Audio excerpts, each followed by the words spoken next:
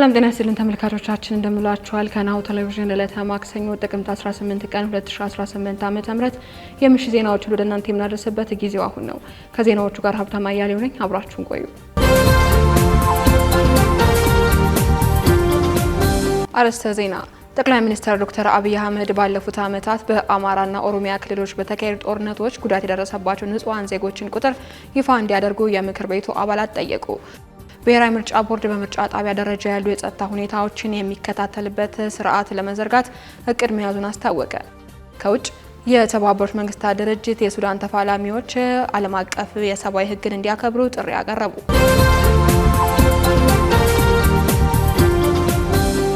ወደ ዝርዝሮቹ እናልፋለን። አብራችሁን ቆዩ። ኢትዮጵያ በተያዘው 2018 በጀት ዓመት ባለ ሁለት አሃዝ እድገት እንደምታስመዘግብ ጠቅላይ ሚኒስትር ዶክተር አብይ አህመድ ገለጹ። ጠቅላይ ሚኒስትሩን የተናገሩት የሕዝብ ተወካዮች ምክር ቤት 5ኛ ዓመት የሥራ ዘመን ሁለተኛ መደበኛ ስብሰባ ዛሬ ጥቅምት 18 ቀን 2018 ዓ.ም በተካሄደበት ወቅት ከምክር ቤቱ አባላት ለቀረቡላቸው ጥያቄዎች በሰጡት ምላሽና ማብራሪያ ላይ ነው። ጠቅላይ ሚኒስትሩ በማብራሪያቸውም የኢትዮጵያ እድገት እንደ ከዚህ ቀደሙ ያለ ቁጥር እድገት አይደለም ያሉት ጠቅላይ ሚኒስትር አብይ የዘንድሮ ያለምንም ጥርጥር ባለ ሁለት አሃዝ እድገት እናስመዘግባለን ሲሉ ማረጋገጫ ሰጥተዋል። የኢትዮጵያ እድገት ጥሩ አፍንጫ ያለው ሰው ከተማ ውስጥ ሲንቀሳቀስ በሽታ ያውቀዋል። ጥሩ አይን ያለው ሰው በማየት ብቻ ሊገነዘበው ይችላል። ጥሩ ጆሮ ያለው ሰውን በማዳመጥ ሊረዳ ይችላል። የኢትዮጵያ እድገት የሚያጠራጥር ጉዳይ ስላልሆነ ወይንም አይናችሁን፣ አፍንጫችሁን ወይም ጆሮአችሁን መጠቀም ብቻ ነው የሚጠበቅባችሁ ብለዋል። በ2032 የኢትዮጵያ ኢኮኖሚ ቢያንስ ከአፍሪካ ሁለተኛ ኢኮኖሚ ይሆናል ሲሉም የተናገሩት ጠቅላይ ሚኒስትሩ በ2036 የኢትዮጵያ ኢኮኖሚ ከአፍሪካ የመጀመሪያ ኢኮኖሚ ይሆናል። ይህም እናሳካለን፣ ማንም ሊያስቆመን አይችልም ሲሉም ገልጸዋል።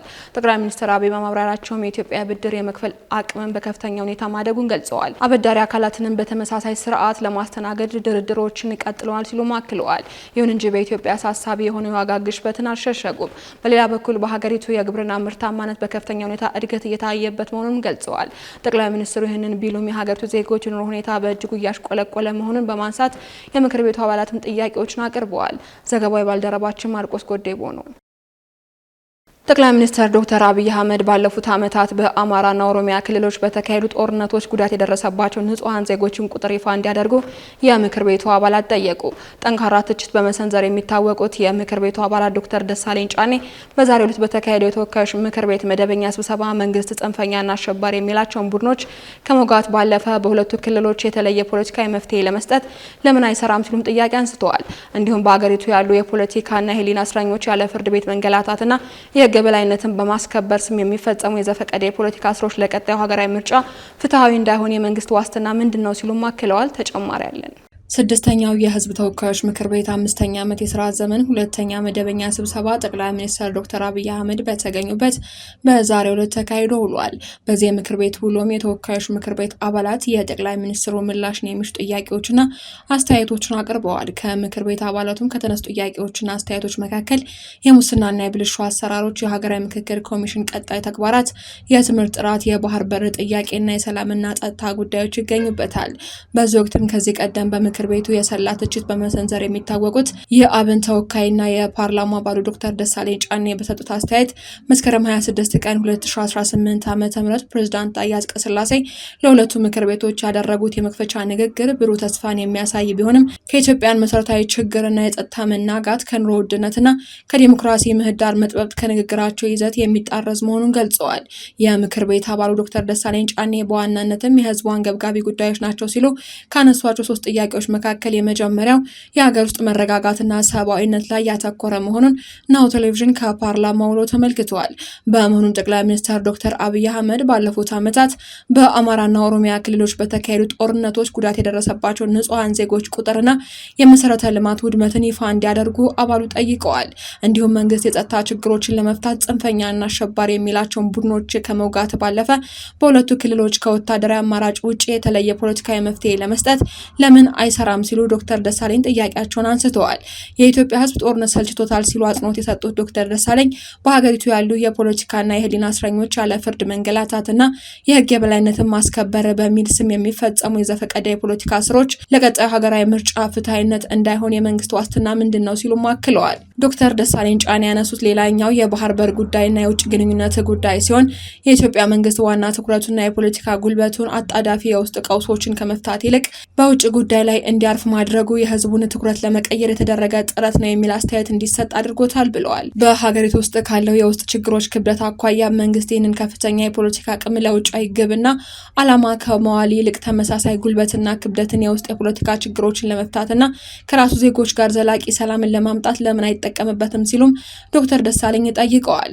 ብሔራዊ ጥቅምን ለማስጠበቅ የሚደረግን ማንኛውንም አይነት ጥቅም እንደሚደግፉ አጽንኦት የሰጡት ዶክተር ደሳለኝ መንግስት የሄደበት አካሄድ ግን ትክክል አለመሆኑን አመላክተዋል። ይኸው የባህር በር ጉዳይ ከኤርትራ ጋር ባለው ግንኙነት ውስጥ እንዴት እንደሚታይ የጠየቁት ሁለት የገዢው ብልጽግና ፓርቲ አባላት በበኩላቸው ከዚህ ቀደም በተመሳሳይ መድረክ ስለ ሀገሪቱ ሲነሳ ከሚነገርበት አካሄድ በተለየ መልኩ የኤርትራን ገዢውን ፓርቲ ሻዕቢያ በሚል ስያሜ ሲጠሩት ተደምጠዋል። በተወካዮች ምክር ቤት የውጭ ግንኙነትና የሰላም ቋሚ ኮሚቴ አባል ዶክተር ቶፊቅ አብዱላሂ ሻዕቢያ ጸረ ሰላም ኃይል ነው ሲሉም በይፋ ተችተዋል። የሻዕቢያ ቡድን የኢትዮጵያን ፍትሃዊ ጥያቄ ለማዛባት የሐሰት ፕሮፓጋንዳ የሚነዙና የሚያሰራጩ ኃይሎችን አሰማርቷል ሲሉም ገልጸዋል። በሀገራችን ውስጥ ግጭቶች እንዲባባሱ ተግቶ ከመስራት ጀምሮ የተለያዩ አፍራሽ ሙከራዎችን እያደረገ ይገኛል ሲሉም ዶክተር ቶፊቅ ወንጅለዋል። በተጨማሪም የምክር ቤቱ አባላት የሀገራዊ ምክክር ኮሚሽን የተለያዩ ስራዎች እየሰራ ቢሆንም በቀጣይ የሚመጣው ምርጫ በተመሳሳይ ሂደት ነው የሚካሄደው ወይንስ በሀገራዊ ምክክር ኮሚሽን የመጡ ሀሳቦችን ተካተውና ተሻሽለው ይካሄዳል? እንደዛ ከሆነ በተያዘለት ጊዜ ገደብ ማጠናቀቅ ይቻላል ወይ ሲሉም ጠይቀዋል። ከአባላቱ ለተነሱ ጥያቄና አስተያየቶች ምላሽ የሰጡት ዶክተር አብይ አህመድ ማንም ሰው በሰላማዊ መንገድ ህግን ስርዓትን አክብሮ የሚመጣ ከሆነ ለመታረቅ ብቻ ሳይሆን አብረን ለመስራት ዝግጁ ነን ሲሉ ሰላምና ጸጥታን በተመለከተ በሰጡት አስተያየት ገልጸዋል። ጠቅላይ ሚኒስትሩ በማብራሪያቸውም ኢትዮጵያ ደካማ ሆና እንድትኖር በሁለት እግሯ እንዳትቆም የሚሹና የሚሰሩ ሀገራት ባሉበት ሁኔታ ኢትዮጵያን ብሔራዊ ጥቅምን ለይተው ማወቅ ካልቻሉ ለፖለቲካ ፍጆታ ብቻ ለጠላት ፍላጎትና ጥያቄዎች ተላልፈው ከተሰጡ የተሟላ ሰላም ማምጣት ያስቸግራልም ብለዋል። የአማራውም ሆነ የኦሮሞ ሸኔ ተወያይቶ የመጣውን ተቀብለን ያሉት ጠቅላይ ሚኒስትሩ በሀገሪቱ የሚንቀሳቀሱ ታጣቂዎች ተላላኪዎች ናቸው፣ አላማ የላቸውም፣ ታገልኩ የሚሉለትን ህዝብ እየገደሉ ልማት እያደናቀፉ ታገልኩ ማለት ምንም ዋጋ የለውም ሲሉም ተደምጠዋል። ጠቅላይ ሚኒስትሩ በዚሁ የምክር ቤት ውሏቸው የባህር በርን በተመለከተ በሰጡት ማብራሪያ ኢትዮጵያ ኢፍትሃዊ፣ አርታዊና የበደል የመጨረሻ በደል የተፈጸመባት ሀገር ናት ሲሉ ተደምጠዋል። ጠቅላይ ሚኒስትሩ ሁሉም ሀገር የራሱን ብሔራዊ ጥቅምና ፍላጎት እንዳለው ጠቅሰው ብሔራዊ ጥቅምና የብሔራዊ ደህንነት ስጋቶችን ግን ባሉበት መረዳት ልክ ይለያያሉ ብለዋል። አክለውም ሁሉም ሀገር ዛሬ ብሔራዊ ጥቅሜ ነው ያለውን ነገር ሊያሰፋ ወይም ሊያጠብ ይችላል። ዛሬ ስጋት የሆነበት ነገ ላይ ላይሆንበት ይችላል። ሁሉም ነገር የሚሆነው ባለው እውቀትና መረጃ ነው ብለዋል። እውነተኛ ፍትህ ካልተረጋገጠ ይሄን በማንኛውም ሰዓት ሊፈጠር ይችላል ያሉት ጠቅላይ ሚኒስትሩ ኢፍትሃዊ፣ አርታዊ ውሳኔ ባለበት ሁኔታ የተሟላ ሰላም ሊፈጠር አይችልም ሲሉም ተናግረዋል። አባይን በመገደባችን ማንም አልተጎዳም ያሉት ጠቅላይ ሚኒስትሩ ኢትዮጵያውያን፣ ሱዳናውያንና ግብጻውያን አብረን ብንሰራ ታላቅ መሆን እንችላለን። ነገር ግን እኛ በህይወት እያለን ማንም በጉልበትና ፍላጎቱን ሊጭንብን አይችልም። እኛ ለዚህ ያልተሰራንም የሚያዋጣ መስማማት ነው በማለትም ስድስተኛው ህዝብ ተወካዮች ምክር ቤት 5ኛ ዓመት የተራዘመን ሁለተኛ መደበኛ ስብሰባ ላይ ተናግረዋል። ብሔራዊ ምርጫ ቦርድ በምርጫ ጣቢያ ደረጃ ያሉ የጸጥታ ሁኔታዎችን የሚከታተል ስርዓት ለመዘርጋት እቅድ መያዙን አስታወቀ። የኢትዮጵያ ብሔራዊ ምርጫ ቦርድ በምርጫ ጣቢያ ደረጃ ያሉ የጸጥታ ሁኔታዎችን የሚከታተልበት የቅድመ ማስጠንቀቂያ ስርዓት ወይንም early warning ሲስተም ለመዘርጋት ጥናት እያደረገ መሆኑን የቦርዱ ዋና ሰብሳቢ ሜላትወርቅ ኃይሉ አስታውቀዋል። ቦርዱ ባለፈው ሳምንት ከፖለቲካ ፓርቲዎች ጋር ባካሄደው ስብሰባ የሀገሪቱ የጸጥታ ሁኔታን በተመለከተ ስጋቶች መንጸባረቃቸውን የገለጹት ዋና ሰብሳቢዋ ሆኖም ምርጫው ይራዘማል የሚል ነገር እንደሌለ መታወቅ አለበት ብለዋል። ይህንን ያሉትም ቦርዱ በረቂቅ የምርጫ ሰሌዳ ከሲቪል ማህበረሰብ ድርጅቶችና መገናኛ ብዙሃን የተውጣጡ ተሳታፊዎች ጋር በአዲስ አበባ ስካይላይት ሆቴል ትላንት ሰኞ ጥቅምት 17 ቀን 2018 ዓ.ም ምክክር ባደረገበት ወቅት ነው። ግማሽ ቀን በፈጀው በዚሁ ምክክርም በሀገሪቱ ያለው የጸጥታና ደህንነት ችግርን ጨምሮ በርካታ ጥያቄዎች በሲቪል ማህበረሰብ ድርጅት ተወካዮች ተሰንዝረዋል። ይህንን ችግር ያነሱት አንድ የመድረኩ ተሳታፊ የጸጥታ ስጋትን በተመለከተ በመንግስት በኩል ከፍተኛና መካከለኛ እንዲሁም ዝቅተኛ በማለት የተለዩ ቦታዎች ስለመኖራቸውም ጠይቀዋል። እኚሁ ተሳታፊ ጥያቄውን ያቀረቡት ጸጥታና ደህንነት ካልተረጋገጠ ማንም ወደ ቦታዎቹ ሄዶ የመራጮችን ትምህርት ለመስጠት አይችልም በሚል እሳቤ እንደሆነ አብራርተዋል። ለጥያቄዎች ምላሽ የሰጡት የቦርዱ ዋና ሰብሳቢ መስሪያ ቤታቸው የምርጫ ክልሎችን የጸጥታ ሁኔታ አስመልክቶ መረጃዎችን ከክልሎች እንደሚቀበል አስረድተዋል። በምርጫ ጣቢያ ደረጃ የሚኖሩ የጸጥታ ሁኔታዎችን በተመለከተ ደግሞ ቦርዱ ሪፖርት የሚያገኝበት ስርዓት ለመዘርጋት ጥናት እያደረገ እንደሚገኝ ገልጸዋል።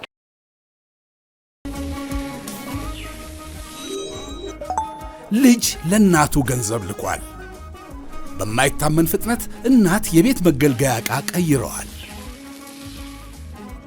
ታናሽ ወንድሟ የምርቃት ሱፉን መርጧል። ከነጋዴው በደረሳት ፈጣን አጭር መልእክት እህት እዛው በቆመበት ከፍላለታለች። እሱም ወዲያው መረከቡ አስደንቆታል። እሷ የኦንላይን ግብይቷን በአቢሲኒያ ካርድ ፈጽማለች።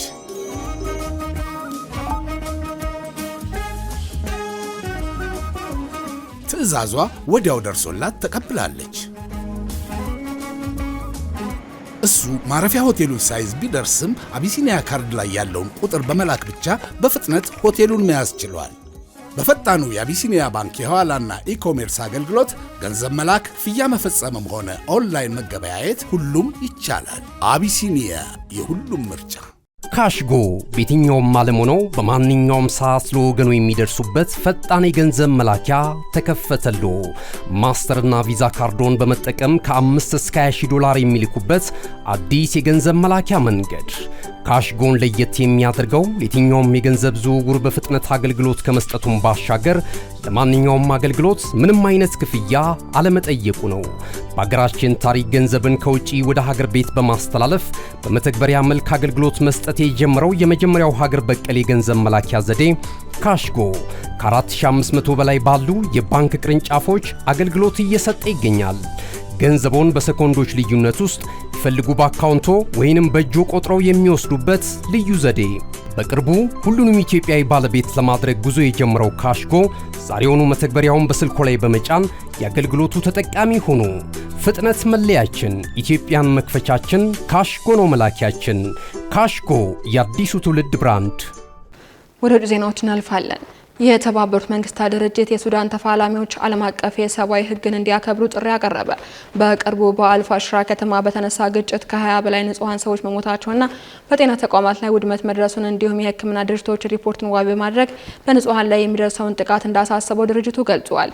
በሱዳን ጦርነቱ ከተጀመረ ጊዜ አንስቶም ከ128 በላይ የረድኤት ድርጅት ሰራተኞች መሞታቸውን ያነሳው ድርጅቱ ይህም የጸጥታ ዋስትናን ባለማግኘታቸው የእርዳታ ስራዎችን መስራት አዳጋች መሆኑን አመላክቷል። የሱዳን የተባበሩት መንግስታት የሰብአዊ እርዳታ አስተባባሪ እንዳሉትም በአልፋሽር የሚገኘው ወታደራዊ ሰፈር ከፍተኛ ጉዳት በመድረሱ በመቶ ሺዎች የሚቆጠሩ ንጹሃን ዜጎች በተከበበችበት ከተማ ላይ የሰብአዊ ቀውስ እየደረሰባቸው እንደሆነ ገልጸዋል። የሰብአዊ እርዳታ አስተባባሪው አክለውም በሱዳን ከ26 ሺህ በላይ የሚሆኑ አዲስ ተፈናቃዮች መኖራቸውን በመግለጽ የፈጣን ድጋፍ ኃይሎች RSF ሰላማዊ ሰዎችን ለቀው እንዲወጡ በአስተማማኝ መንገድ እንዲፈቅድላቸውም ጠይቋል። RSF ሰኞ ዕለት በሰሜን ዳርፉር ዋና ከተማ የሚገኘውን ስትራቴጂካዊ የጦር ሰፈር ተቆጣጥሮ ከአንድ ዓመት በላይ በዘለቀው ግጭት ውስጥም ወሳኝ የተባለ ቦታን መያዙን ማስታወቁ ይታወሳል።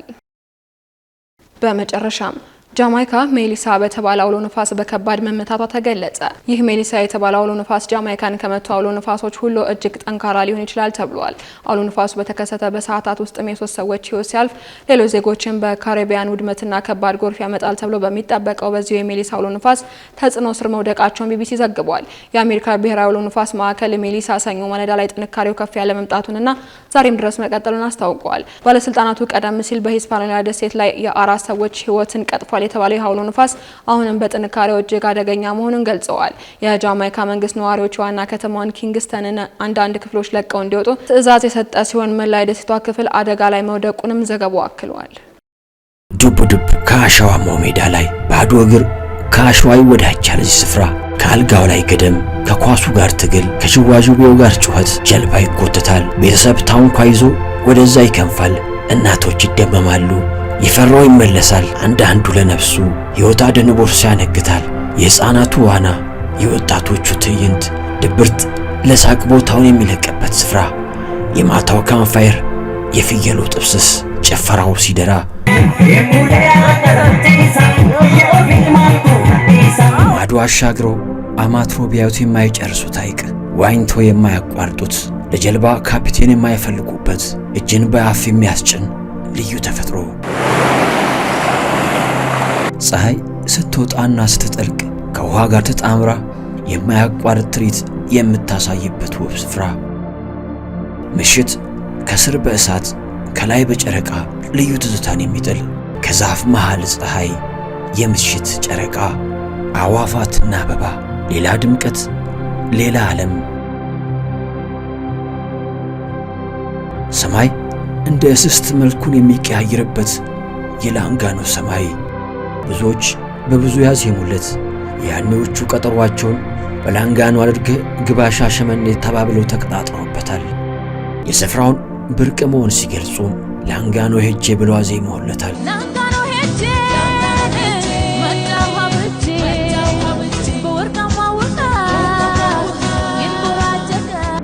አንዳንዶች የፍቅራቸው መገናኛ ምክንያት ሲያደርጉትም ሐዋሳ ላንጋኖ ለሽርሽር ሄጄ አየውሽ ተባብለውበታል።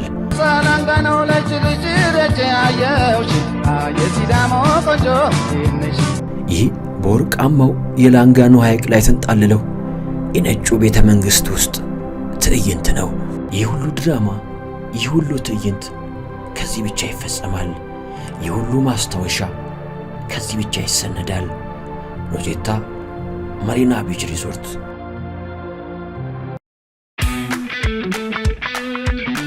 እነሆ የምስራች! የ10 አየር መንገድ የበረራ ትኬት ለውድ ደንበኞቹ በተቀላጠፈና አስተማማኝ በሆነ መንገድ እያቀረበ ያለው። በዚህም በደንበኞቹ የተመሰገነው ጉዞጎ አሁን ደግሞ ተደራሽነቱን በማስፋት ተጨማሪ ባንኮችን በማካተት ለውድ ደንበኞቹ የበለጠ አስተማማኝ ለመሆን ችሏል።